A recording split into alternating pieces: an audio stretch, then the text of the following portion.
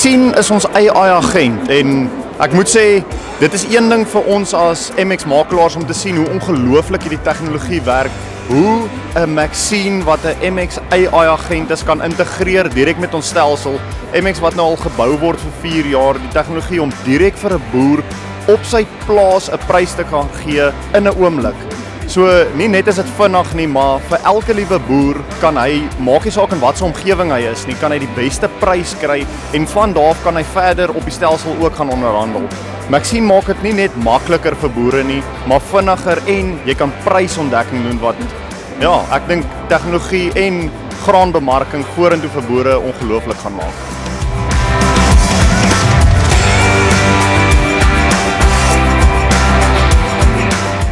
Okay, so my naam is Elita van die Kerk. Ons boer buite Caledon in die Weskaap en ons boer met graan, canola en dan so 'n bietjie skape. Dit is absoluut ongelooflik. Ek het hierdie pryse nou dadelik hier tot my toegang en ek dink dit gaan heeltemal die mark verander. Hallo, ek is Stefan Makink. Ek kom van 3 Meatmasters daar in Pretoria. En Jaco het ons nou net verduidelik van die Maxine hele idee en die manier hoe hulle tegnologie wil inkorporeer by die boerdery en ek dink nogal 'n groot toekoms daarin, sal dit definitief eendag gebruik en ek hou van die idee.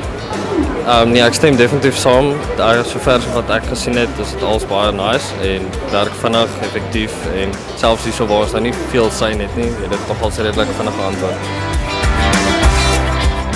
Maxine help baie vir die boer om 'n intydse prys te kry wat hy kan kry vir sy diere of graan op die plaas gelaai.